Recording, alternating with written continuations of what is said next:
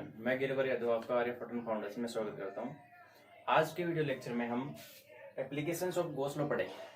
इसके अंदर हम जो टॉपिक लेने जा रहे हैं तो सबसे पहले हम फील्ड निकालेंगे। Field due to infinitely long straight wire.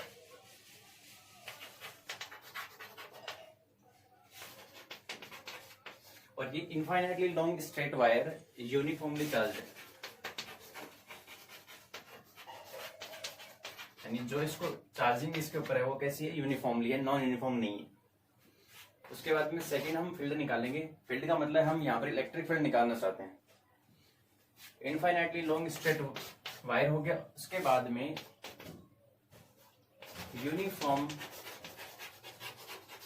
Uniformly charge plane sheet लेंगे। एक यूनिफॉर्मली चार्ज्ड प्लेन शीट की वजह से इलेक्ट्रिक फील्ड कितना हो सकता है। तीसरा जो टॉपिक रहेगा वो अपना रहेगा स्फेरिकल सेल।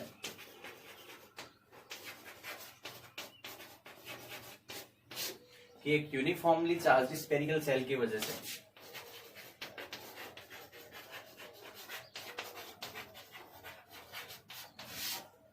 स्फेरिकल सेल भी यूनिफॉर्मली चार्ज है, उसकी वजह से उसके इनसाइड, उसकी सरफेस और उसके आउटर पार्ट में इलेक्ट्रिक फील्ड इंटेंसिटी कितनी होती है वो हम फाइंड आउट करने जा रहे हैं। तो सबसे पहले हम निकालेंगे इनफाइनाइटली लॉन्ग स्ट्रेट वायर की वजह से, जो कि कैसा है, यूनिफॉर्मली चार्ज है। ओके, इसको डिस्कस करते हैं।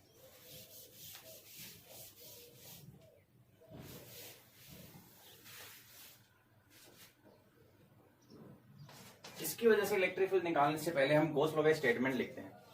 गॉस लॉ का स्टेटमेंट है कि किसी क्लोज सरफेस से निकलने वाला total flux Q enclosed upon epsilon naught के इक्वल होता है। Total flux equals to Q by epsilon naught. अगर इस चीज को और भी सही तरीके से लिखा जाए तो टोटल फ्लक्स यदि चार्ज अपने डिस्क्रीट है, चार्जिंग यदि डिस्क्रीट है जिनको हम गिन सकते हैं के को, तो उस कंडीशन में टोटल फ्लक्स क्या होगा, summation E vector dot delta S vector. ये तो 5 हो गया। और Q राइट हैंड साइड में क्या आएगा, Q enclosed upon epsilon not. तो ये फॉर्मूला अप्लाई करेंगे, summation E vector dot delta S vector. यदि डिस्क्रीट है तो ये अप्लाई करेंगे, और यदि चार्ज डिस्ट्रीब्यूशन कंटिन्यूअस है उस कंडीशन में यहाँ पर समेशन के, यहाँ पर जो समेशन है इसकी जगह क्या आएगा, integration E vector dot ds vector. वहां पर एक छोटा सा वॉल्यूम सरफेस एलिमेंट लेंगे ds, उसकी वजह से निकालेंगे। ये टोटल फ्लक्स हो गया। और राइट हैंड साइड में क्या है, Q enclose upon epsilon not. तो ये फॉर्मूला आपके दिमाग में होने चाहिए। ये ओरिजिनल स्टेटमेंट, उसके बाद में ये इसी का अगला सेकंड फॉर्म है और ये थर्ड फॉर्म है। यदि कंटिन्यूअस चार्ज डिस्ट्रीब्यूशन है तो टोटल फ्लक्स होगा integration E vector dot ds vector, क्योंकि ये d5 है ना, d5 का इंटीग्रेशन क्या आएगा, तो 5 टोटल। ऐसे ही ये d5 है, d5 का समेशन क्या आएगा, सभी का ऐड, डिस्क्रीट में सिग्मा करते हैं समेशन, और यहाँ पर इंटीग्रेशन। इंटीग्रेशन का मतलब भी तो क्या होता है मैथमेटिक्स में, सभी का सम करना। तो ये फॉर्मूला दिमाग में होना चाहिए। उसके बाद में चलते हैं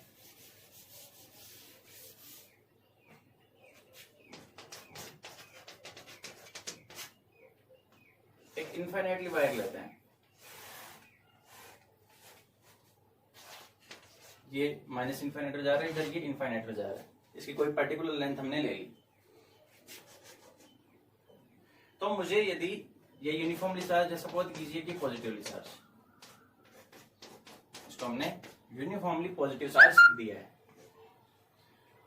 तो इसकी वजह से इससे डिस्टेंस r के ऊपर यदि हम इस पॉइंट P पर electric field intensity find out करना चाहें, इस वायर से स्मॉल r डिस्टेंस के ऊपर इलेक्ट्रिक फील्ड इंटेंसिटी इस पॉइंट पे P पॉइंट के ऊपर आपको फाइंड आउट करनी है।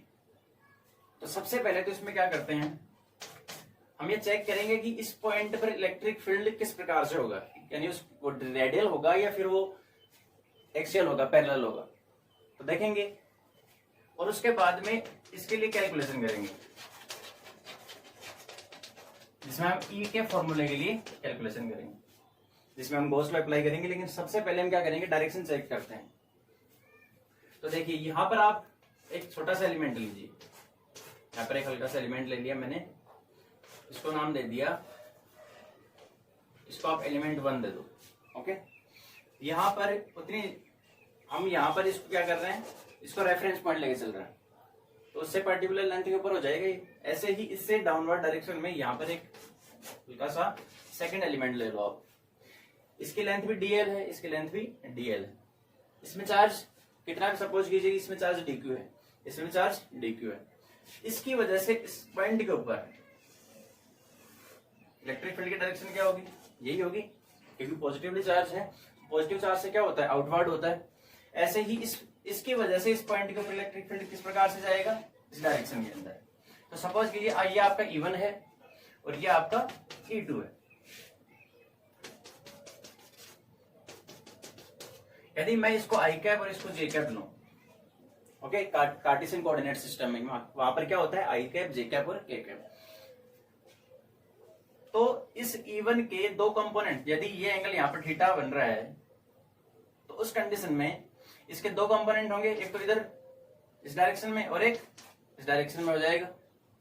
ऐसे ही E2 की वजह से एक कंपोनेंट इस डायरेक्शन में यदि ये एंगल थीटा है, और एक कंपोनेंट जे कैप में। अब देखिए E1 और E2 सेम है, क्यों, क्योंकि इसका भी चार्ज क्या है, dq, इसका भी चार्ज क्या है, dq, और ये लेंथ और ये लेंथ इक्वल है। इसलिए जब लेंथ इक्वल है और चार्ज भी इक्वल है, तो उसकी वजह से इस पॉइंट के ऊपर electric field intensity E1 equals to E2 होगा। कहने का मतलब इसका जो ये कंपोनेंट आएगा E1 sin थीटा और इसका ये कंपोनेंट E2 sin थीटा, तो E1 इक्वल्स टू E2 होने की वजह से ये कैंसिल आउट हो जाएंगे, और जो नेट इलेक्ट्रिक फील्ड बचेगा वो केवल इसी डायरेक्शन में बचेगा। कहने का मतलब ये हुआ कि जो वायर के पैरेलल कंपोनेंट्स हैं वो बचेंगे नहीं। कौन से बचेंगे, परपेंडिकुलर।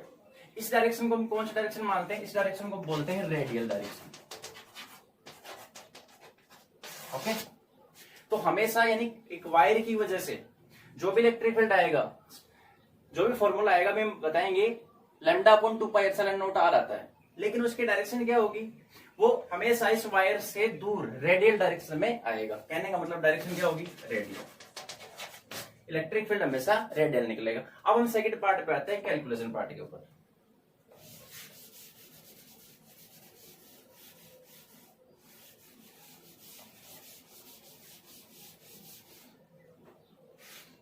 यहां से हमें निकालना है इस पॉइंट P के ऊपर इलेक्ट्रिक फील्ड r डिस्टेंस के ऊपर। ओके, हम ये मान के चलेंगे, अज्यूम करके चलेंगे, क्योंकि इनफाइनाइट लॉन्ग वायर है, ठीक है, इनफाइनाइट लॉन्ग वायर है, तो इसकी कोई पर्टिकुलर लेंथ L के लिए निकाल लेते हैं। तो L के लिए कैसे निकालेंगे, हम क्या करेंगे, एक गाउसियन सरफेस बिल्डअप करेंगे। यहां पर इस पॉइंट को थोड़ा सा इधर लेते हैं, सपोज कीजिए कि इस पॉइंट पर लेना है, तो सबसे पहले एक सिमेट्री लेंगे। अच्छा, एक वायर है, जैसे ये है, एक वायर की फॉर्म ये इसका पूरा का पूरा सरफेस जो कर्वी पार्ट है वो कैसे ढक सकता है, जब हम इसके चारों तरफ एक सिलेंडर बनाए, क्योंकि इसकी शेप कैसी है वायर की, सिलेंडर की। इसलिए हम क्या करेंगे, एक सिलेंड्रिकल शेप बनाएंगे। इस प्रकार से। अब ये जो इसको बोलेंगे गाउसियन सरफेस।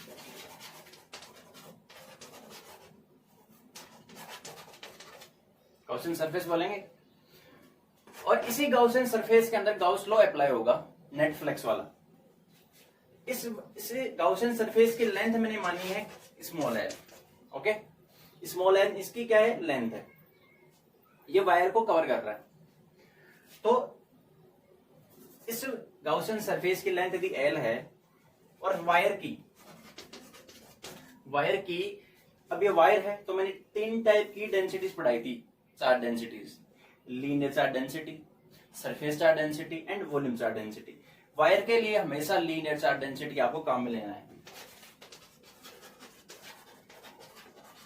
ये अजम्पशन लेके चल रहे हैं पहले कि इसकी लीनियर चार्ज डेंसिटी मैंने मान ली कि वो है लैम्डा।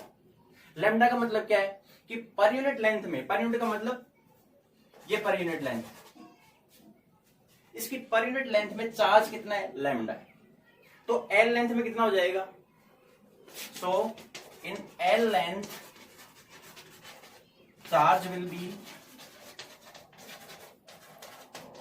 lambda L. यदि पर यूनिट लेंथ में लैम्डा चार्ज है तो एल लेंथ में कितना होगा, lambda into L, simple mathematics, equation number 1। यानी चार्ज कितना आएगा इसके अंदर, इस गॉसियन सरफेस में चार्ज कितना है, क्योंकि यही तो लेंथ है, इतनी लेंथ एल के अंदर इस वायर में चार्ज कितना है, लैम्डा एल। तो जब इसमें एंक्लोज करेंगे ये डिस्टेंस कितनी है, आर। गॉसियन सरफेस की डिस्टेंस कितनी है, आर, यानी आर रेडियस का गॉसियन सरफेस हमने बनाया। तो चार्ज कितना आ गया, लैम्डा एल। ये चार्ज हमें काम में लेना है, phi equals to Q by epsilon naught फॉर्मूले में।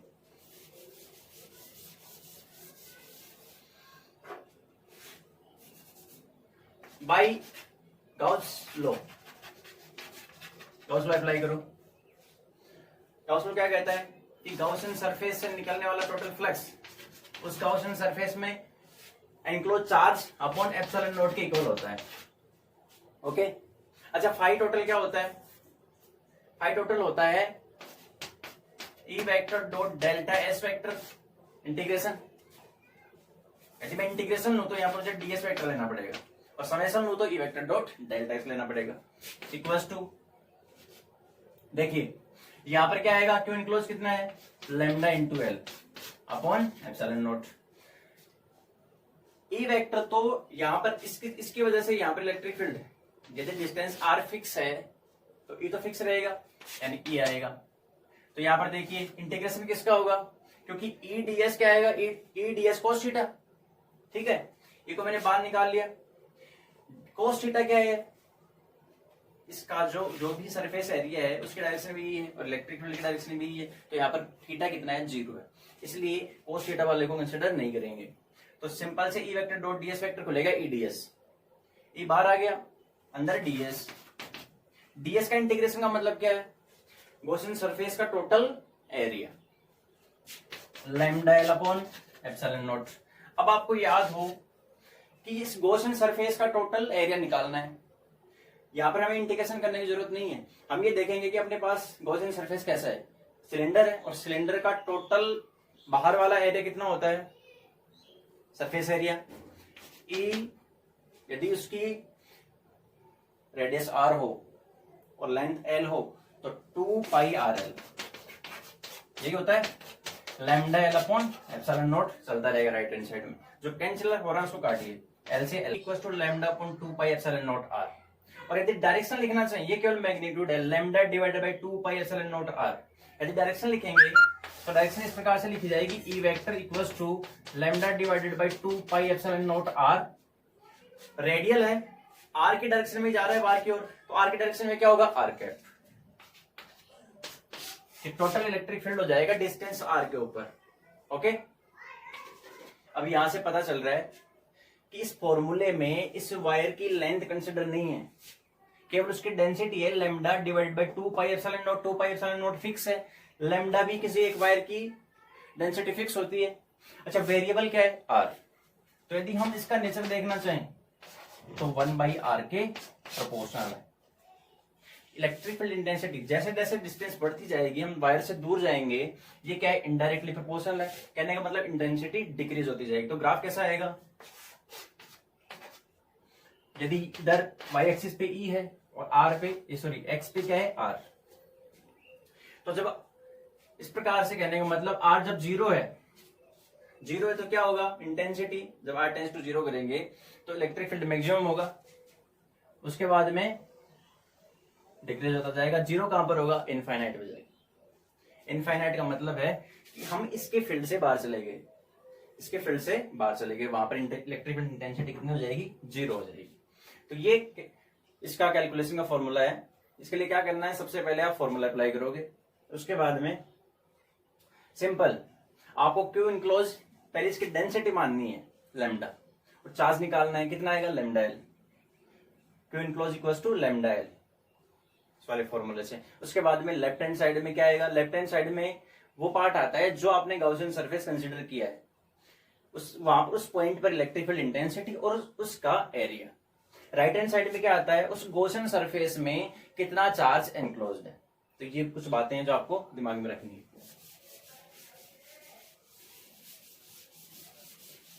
अब यहां से एक पॉइंट और बनता है, यदि लैम्डा पॉजिटिव है, फॉर्मूला क्या है आपका, lambda divided by 2 pi epsilon not R R cap. Lambda यदि पॉजिटिव है तो उस कंडीशन में इलेक्ट्रिक फील्ड की डायरेक्शन क्या होगी, आउटवर्ड, और वो कैसे होगी, रेडियली आउटवर्ड। लेकिन यदि लैम्डा नेगेटिव हो तो उस कंडीशन में इलेक्ट्रिक फील्ड की डायरेक्शन क्या होगी, रेडियली इनवर्ड हो जाएगी,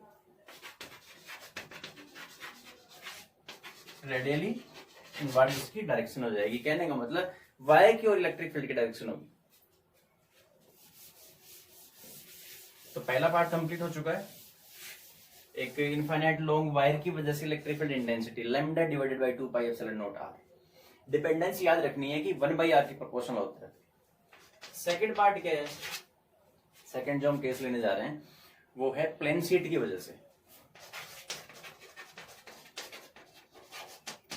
एक प्लेन शीट की वजह से कितना होगा, प्लेन शीट बनाते हैं। देखिए इस प्रकार से एक प्लेन शीट हो सकती है,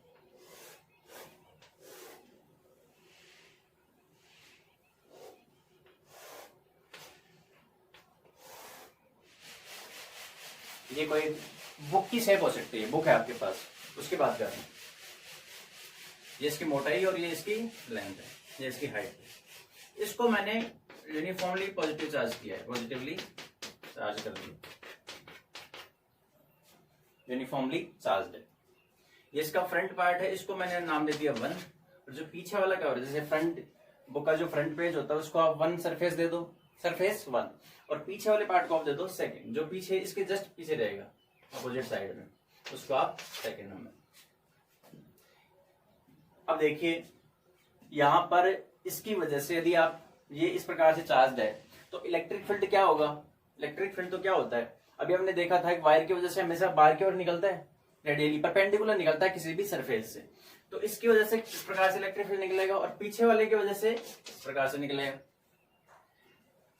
तो इलेक्ट्रिक फील्ड जब ये है, ठीक है, सपोज कीजिए इलेक्ट्रिक फील्ड डायरेक्शन ये आ रही, और इसके सरफेस एरिया की बात करें जब हम लिखेंगे तो कितने, एक तो फ्रंट सरफेस हो सकता है, एक पीछे वाला हो सकता है, एक ये वाला हो सकता है, एक डाउन वाला, और एक मेरी तरफ और एक बोर्ड की तरफ पीछे, 6 सरफेस बन सकते हैं। लेकिन इसकी वजह से इसका एरिया की डायरेक्शन क्या होगी, ये अब इन दोनों के बीच में ये एरिया इधर जा रहा है, इलेक्ट्रिक फील्ड इधर जा रहा है, तो एंगल कितना है 90।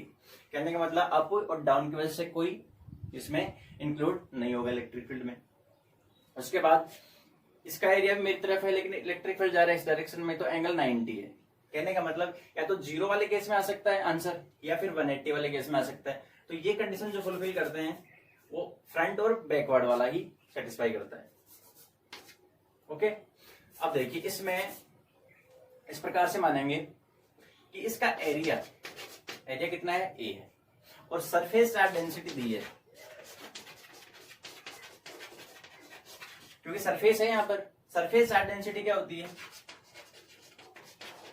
उसने गिवन है अपने को, उसने दिया है सिग्मा।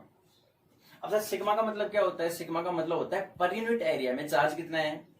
देखिए सिग्मा इक्वल टू होता है Q/A, charge per unit area, charge per unit area होता है सिग्मा, यानी इसके पर यूनिट एरिया में चार्ज कितना है, सिग्मा है। तो यदि एरिया ए में निकालना चाहूं तो ए एरिया में चार्ज कितना हो जाएगा भाई, यूनिट एरिया में चार्ज सिग्मा है, तो ए एरिया में कितना होगा, सिग्मा इंटू ए, ये आपका चार्ज हो जाएगा टोटल। यानी क्यू एनक्लोज कितना है, sigma into, question number 1। Okay, इस टोटल सीट की वजह से, टोटल सीट को मैंने सिग्मा चार्ज दिया है, उसका एरिया ए है, तो सिग्मा इंटू ए क्या हो जाएगा, क्यू एनक्लोज। अब यहां पर मैं गाउस लॉ अप्लाई करने जा रहा हूं, by Gauss law, Q total equals to Q enclosed upon epsilon naught, question number 2। अच्छा फाई टोटल क्या है, टोटल फ्लक्स, और फ्लक्स क्या होता है, यदि आपके पास चार्ज डिस्क्रीट फॉर्म में तो आप समेशन का साइन लेंगे, कंटिन्यूअस है तो इंटीग्रेशन करेंगे। तो टोटल फ्लक्स क्या होता है, E डॉट डेल्टा S, ठीक है, equals to Q enclosed upon epsilon naught। इसकी क्यू एनक्लोज की वैल्यू कितनी है, sigma into area divided by epsilon naught. Question number देने की जरूरत नहीं। इसकी बार किसी भी पॉइंट के ऊपर यदि आप निकालना चाहो तो इलेक्ट्रिक फील्ड तो फिक्स रहेगा किसी भी पोजीशन के ऊपर। यदि इसके सरफेस से आप x डिस्टेंस के ऊपर निकालना चाहते हो, यहाँ पर x दूरी पर किसी पॉइंट p के ऊपर, तो वो तो फिक्स रहेगा। ठीक है, इसको हम किस प्रकार से गॉसियन सरफेस बना सकते हैं? ऐसी शीट बनाई जाएगी। ऐसी शीट कैसे बनाई जाएगी? उसका एरिया कितना होगा? देखिए, इसको आप नोट कर लीजिए कॉपी में, इसके बाद में हम अलग से बनाते हैं।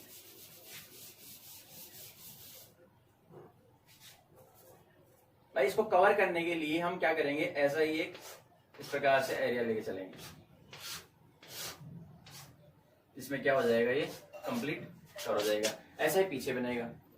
तो गॉसियन सरफेस कैसे बनेगी? इसकी प्लेट टाइप की गॉसियन सरफेस बनेगी, उसके अंदर ही कंप्लीटली अंदर आ जाएगा। तो अपना आंसर ये क्या आया था, E delta S equals to sigma into A divided by epsilon naught. यहां तक हम आए थे। देखिए, अब यहाँ पर दो पार्ट हैं।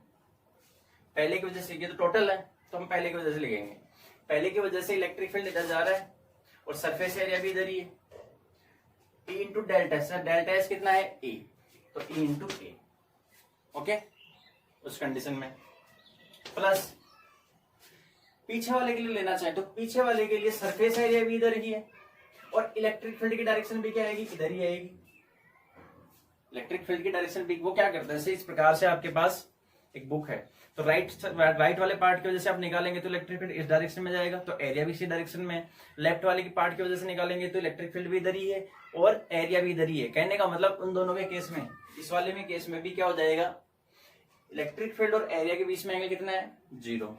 तो E into A, E dot delta S, तो E delta S cos 0, delta S का मतलब कितना है, एरिया, तो E into A plus E into A equals to sigma A by epsilon naught. ये कितना हो गया, एरिया से एरिया कैंसिल, ये कितना आ गया, sigma divided by 2 epsilon naught. ये तो इसका मैग्नीट्यूड है, ये कितना है, मैग्नीट्यूड है। अच्छा, डायरेक्ट वेक्टर फॉर्म में कैसे लिखेंगे, sigma divided by 2 epsilon naught N cap.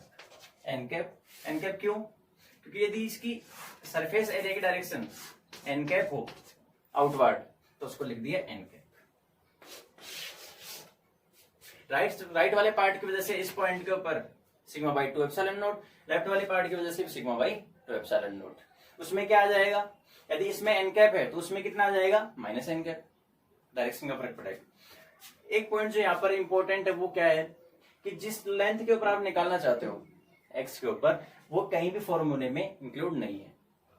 दूसरा पॉइंट क्या है कि यदि सिग्मा पॉजिटिव है तो sigma by 2 epsilon naught N cap आएगा, यानी कहने का मतलब इलेक्ट्रिक फील्ड क्या होगा, आउटवर्ड। पॉजिटिव है ना, सिग्मा माइनस है तो यहाँ आंसर क्या आएगा, माइनस एन कैप। कहने का मतलब इलेक्ट्रिक फील्ड की डायरेक्शन क्या हो जाएगी, inward, minus n cap. Okay, ये बातें दिमाग में रखनी। वायर की वजह से lambda upon 2 pi epsilon not आ रहा था, प्लेन शीट की वजह से sigma upon 2 epsilon not answer आया। स्फेरिकल सेल की वजह से कितना आएगा,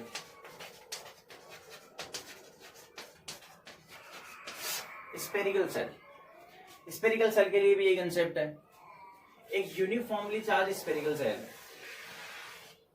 यूनिफॉर्मली चार्ज स्फेरिकल सेल है इस प्रकार से।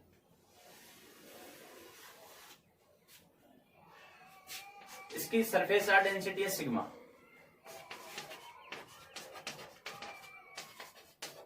सरफेस चार्ज डेंसिटी कितनी दे रखी है, सिग्मा दे रखी है। कहने का मतलब इसकी सरफेस के ऊपर पर यूनिट एरिया पे चार्ज कितना है, सिग्मा है। ओके, तो क्यू एनक्लोज्ड, वो हम देखेंगे कि हम गॉसियन सरफेस कहां बनाते हैं, उसके हिसाब से लिखेंगे बाद में, क्योंकि इसमें केस क्या है, थोड़ा अलग है। ये इसका सेंटर मान लिया ओ। हम सबसे पहले भाई इसमें 3 केस बन सकते हैं, एक तो हम बाहर निकाल सकते हैं, एक सरफेस के ऊपर निकाल सकते हैं और एक इससे अंदर निकाल सकते हैं, यानी 3 केस बन सकते हैं। 3 केस कैसे बन सकते हैं, यदि इसकी रेडियस कैपिटल आर है तो स्मॉल आर यानी जैसे पॉइंट यदि यहां पर हो, मान लो यदि यहां पर पॉइंट है कैपिटल पी और सेंटर से वो लेंथ कितनी है आर, तो स्मॉल आर क्या हो गया ग्रेटर कैपिटल आर। इसका मतलब आप क्या समझेंगे कि इसके सरफेस से हम बाहर जा रहे हैं, वहां पर इलेक्ट्रिक फील्ड हमें फाइंड आउट करना है। R equal to capital R का मतलब है कि आप वापस कहां आ गए, सरफेस पे आ गए। अच्छा, R less than capital R का मतलब क्या है कि आप इसके इनसाइड में आ गए। ये कोई पॉइंट हो सकता है जहां पर आप फाइंड आउट करना चाहते हो, ये स्मॉल आर। इस प्रकार से 3 केस बन सकते हैं। सबसे पहले हम क्या करेंगे, आउटवर्ड निकालेंगे इसके बाहर साइड में।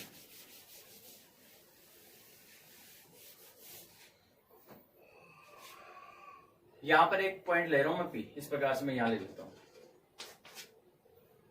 ठीक है। ये क्या हो गया, स्मॉल आर हो गई। यदि मुझे इस पॉइंट पर इलेक्ट्रिक फील्ड फाइंड आउट करना है तो मैं क्या करूंगा, यहाँ पर एक गाउसियन सरफेस बनाऊंगा। अच्छा, गाउसियन सरफेस कैसा बना सकता हूँ भाई, जब ये स्फेरिकल सेल है, स्फेरिकल, तो मैं भी कैसा बनाऊंगा, स्फेरिकल ही बनाऊंगा। मैंने स्फेरिकल एक गाउसियन सरफेस, एक इमेजिनरी सरफेस होता है गाउसियन सरफेस, वो मैंने मान लिया। अब वो इसको क्या कर रहा है, कवर कर रहा है पूरे को, इसकी इनसाइड में यही, ठीक है। तो देखिए यहां पर हम क्या करेंगे, गाउस लॉ अप्लाई करेंगे। Flux total flux Q enclosed upon epsilon not, equation number 1। अच्छा, लेफ्ट हैंड साइड क्या आएगी, जहां पर आप निकालना चाहते हो उस सरफेस में से कितना फ्लक्स निकल रहा है, तो E डॉट ds वेक्टर का integration equals to Q enclosed upon epsilon naught. यदि ये इस प्रकार से पॉजिटिवली चार्ज है,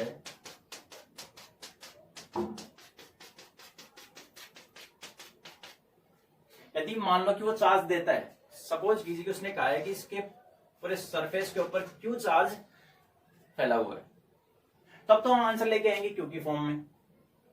यदि वो नहीं देता है, उसने यदि यही कहा है कि सरफेस चार्ज डेंसिटी सिग्मा है, तो हम आंसर लेके आएंगे सिग्मा की फॉर्म में, ठीक है। तो हम दोनों ही केस डिस्कस करेंगे। सरफेस चार्ज डेंसिटी सिग्मा है और टोटल चार्ज कितना है, क्यू है। देखिए इसमें हम अप्लाई करते हैं, ये ओरिजिनल फॉर्मूला है, इससे ये हमने डिराइव कर ली। इस पॉइंट पी के ऊपर इलेक्ट्रिक फील्ड क्या होगा, इसकी वजह से आउटवर्ड ही होगा आर कैप डायरेक्शन में।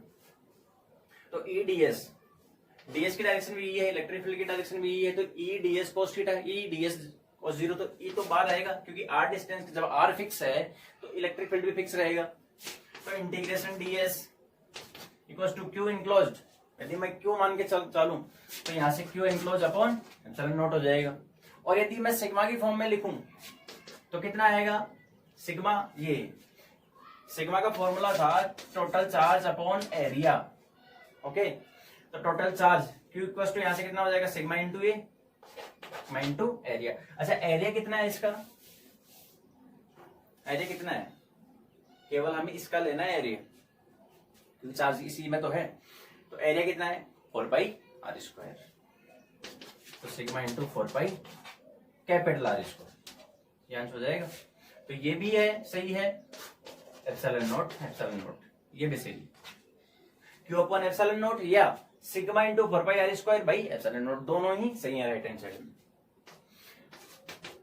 इंटीग्रेशन डीएस, ये किसका इंटीग्रेशन है, कौन सा सरफेस है, गॉसियन सरफेस, उसका एरिया। अच्छा, उसकी रेडियस क्या है, स्मॉल आर, वो भी स्फेयर ही है ना, तो उसका एरिया कितना होगा, 4 पाई स्मॉल आर स्क्वायर, ये इतना सा अंतर है बस, equals to q upon epsilon not.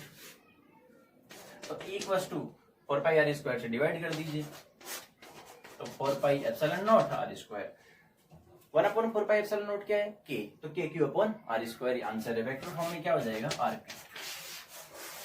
वही K q by are square आ रहा है। अच्छा, K q by are square कब आया था, जब हमने एक सेंटर पे पॉइंट चार्ज लिया था, यानी कहने का मतलब एक स्फेरिकल सेल की वजह से बाहर किसी पॉइंट आर के ऊपर इलेक्ट्रिक फील्ड उतना ही आता है जितना हम इस स्फेरिकल सेल का चार्ज सारा का सारा कहां कंसंट्रेट मान लें, ओ के ऊपर, सेंटर के ऊपर, दोनों ही एक केस है। अच्छा, क्यू के फॉर्म में आंसर ये है, सिग्मा की फॉर्म में आंसर क्या होगा, 4 पाई आर स्क्वायर की क्यू अपॉन एप्सिलॉन नॉट के इक्वल क्या आएगा, sigma 4 pi are square by epsilon not. तो 4 पाई से 4 पाई कैंसिल आउट हो जाएगा, और आर स्क्वायर कहां जाएगा, डिनोमिनेटर में। तो आंसर आ जाएगा sigma into R square capital are square by epsilon naught small R square. Charge के रूप में तो आंसर ये है Q upon 4 pi epsilon not are square. Sigma के फॉर्म में आंसर ये है sigma capital are square by epsilon naught small R square. दोनों में ही 1 अपॉन आर स्क्वायर की डिपेंडेंसी 1 बाई आर स्क्वायर। इस सरफेस से बाहर जाने पर एकदम से डिक्रीज होगा, एकदम से गिरेगा। हम ग्राफ बनाएंगे इसका। जो थर्ड केस है उसमें आंसर कितना आया, क्यू बाई आर स्क्वायर। अब हम जो पॉइंट लेंगे वो लेंगे इसके सरफेस के ऊपर, यहां पर।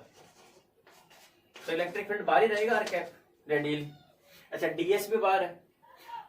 तो अब गॉसियन सरफेस का एरिया वही है जो अपना ओरिजिनल स्फेरिकल सेल है। तो E vector dot ds vector equals to Q enclosed upon epsilon naught. अच्छा, Q एनक्लोज्ड कितना है, एरिया वहां माना है मैंने, गॉसियन सरफेस यही बनाऊंगा सरफेस के ऊपर। तो पूरा का पूरा चार्ज आ रहा है, इसलिए सही Q अपॉन एप्सिलॉन नॉट लिखना सही रहेगा। Q एनक्लोज्ड कितना है, Q upon epsilon not. Q enclosed कितना है, Q तो है जो हमने इसको चार्ज दिया है। आप कंफ्यूज ना हो तो कैपिटल Q भी लिख सकते हो, कैपिटल, कोई फर्क नहीं है। अच्छा, E तो फिक्स रहेगा, आर स्मॉल आर क्या है, कैपिटल आर की इक्वल फिक्स है। एरिया कितना होगा इंटीग्रेशन डीएस, एरिया कितना है जितना स्फेरिकल सेल का है 4 पाई कैपिटल आर स्क्वायर। वहां हमने स्मॉल आर स्क्वायर लिया था क्योंकि गॉसियन सरफेस बाहर थी, या गॉसियन सरफेस सरफेस के ऊपर है, इसलिए।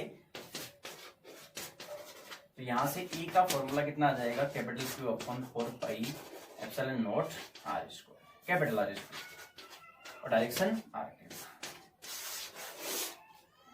के Q upon capital are square, K Q upon capital are square क्या रहेगा, आंसर रहेगा इसका। अब हम तीसरे पॉइंट के ऊपर आते हैं, inside electric field intensity inside में कितनी होगी। इसके लिए हम क्या करेंगे, इसके अंदर ही कोई पॉइंट मानते हैं P, जहां पर हम इलेक्ट्रिक फील्ड फाइंड आउट करना चाहते हैं। तो हम यही बनाएंगे गॉसियन सरफेस स्फेरिकल। अच्छा, इस स्फेरिकल सेल के अंदर चार्ज है क्या, ये तो सेल है, अंदर से खाली है बिल्कुल। जो भी चार्ज है क्या कहां पर है, सरफेस के ऊपर है। इसके अंदर चार्ज है तो Q एनक्लोज कितना है, 0। तो गॉस लॉ अप्लाई करो, Q enclose upon epsilon not. Q enclose कितना है, 0 अपॉन एप्सिलॉन नॉट, 0 ही आएगा।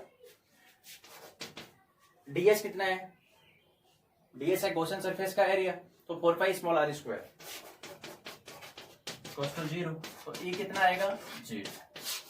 यानी इनसाइड स्फेरिकल सेल के इनसाइड इलेक्ट्रिक फील्ड हमेशा कितना रहेगा, 0 रहेगा। सरफेस के ऊपर कितना रहेगा, K Q upon capital are square. अच्छा, बाहर कितना रहेगा, K Q upon small R square. Very very important formula.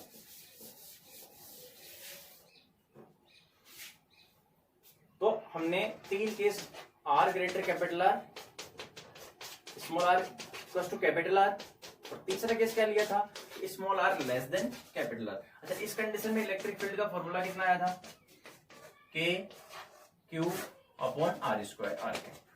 मैं कैपिटल क्यू के फॉर्म में आंसर लिख रहा हूं। इस वाले केस में कितना आया था आंसर, के capital Q by capital R square, और इस वाले केस में कितना आया, 0। तो यदि हम इसका ग्राफ बनाना चाहें, वाई एक्सिस पे electric field intensity, x axis के ऊपर आर, 0। देखिए धीरे धीरे आर बढ़ रहा है, सेंटर से ओ से, और आर बढ़ता बढ़ता रेडियस कहां चली गई, सरफेस पे आ गई, और सरफेस से बाहर चले जाएंगे। यहां पर हम सेंटर पे हैं, इस पे हम सरफेस के ऊपर आ गए, और यहां सरफेस के बाहर चले जाएंगे। देखो इनसाइड कितना है, 0। 0 से कैपिटल आर तक आएंगे तो कोई इलेक्ट्रिक फील्ड इंटेंसिटी नहीं है, कितना है, 0 तक चलते जाएंगे। इस प्रकार से लाइन चलेगी, 0 पे लाइन चलेगी। जैसे ही हम आर के ऊपर आ जाएंगे तो के क्यू अपन आर स्क्वायर है, एकदम से यहाँ पर इलेक्ट्रिक फील्ड कितना है, K Q upon are square. ये जो है ये वैल्यू कितनी है, K Q upon are square. इधर इलेक्ट्रिक फील्ड बढ़ रहा है। पॉइंट पर के क्यू अपन आर स्क्वायर हो गया। उसके बाद जब हम कैपिटल आर से बाहर चलते हैं, स्फेरिकल सेल से बाहर निकल गए, उसके बाद में इलेक्ट्रिक फील्ड कितना है, K Q upon small R square. तो जैसे जैसे बढ़ेगा तो 1 अपॉन आर स्क्वायर, यानी डिनोमिनेटर आर स्क्वायर है तो घटता जाएगा। कहने का मतलब आर यदि बढ़ रहा है तो कैसा आएगा, 1/r स्क्वायर के प्रोपोर्शनल। इस प्रकार से ग्राफ गिरेगा। अच्छा, जीरो कहां पर होगा, इनफाइनाइट पे जाके। तो ये फॉर्मूला है, ये इसका ग्राफ है। फॉर्मूले ये 3 है अपने पास। जीरो इनसाइड सरफेस पे फिक्स है K Q upon are square, और बाहर क्या है, K Q upon small R square. Surface पे फिक्स रहेगा, कितना रहेगा, K Q upon are square. तो कोई पूछे कि स्फेरिकल सेल की वजह से मैक्सिमम इंटेंसिटी कहां होती है, कहां है मैक्सिमम, सरफेस के ऊपर। कितनी होती है, K Q upon capital are square. Inside आपको ध्यान रखना है, कोई ग्राफ नहीं आएगा, क्या रहेगा, जीरो।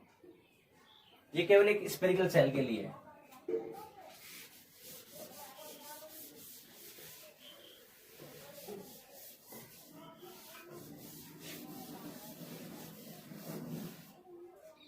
एक इसमें प्रॉब्लम ये भी बनती है कि uniformly charged solid sphere, uniformly charged solid sphere है, उसकी वजह से यदि आप निकालना चाहो, और वो कंडक्टर नहीं इंसुलेटर है, यूनिफॉर्मली चार्ज्ड है, ये कैसा है, सॉलिड स्फीयर।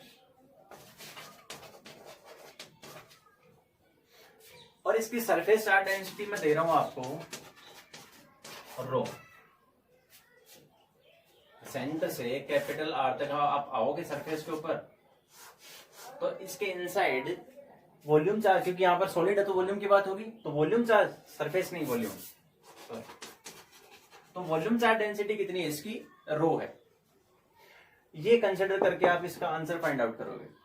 इसके इनसाइड निकालोगे, इसके सरफेस के ऊपर निकालोगे, और इसके बाहर साइड में आप निकालोगे। ठीक है, अब ये इसके ऊपर कोशिश कीजिए, निकालने की कोशिश कीजिए, और आप कमेंट सेक्शन के अंदर मुझे बताइएगा, या फिर आप व्हाट्सएप कर सकते हैं, इसका आंसर कितना आएगा। आप कैलकुलेशन निकालिए, और अगली वीडियो के अंदर इस पर डिस्कस करेंगे। तो और इसकी जो एप्लीकेशन है, जितने भी क्वेश्चन बनते हैं, वो अगले वीडियो लेक्चर में डिस्कस करेंगे। आज के लिए इतना ही।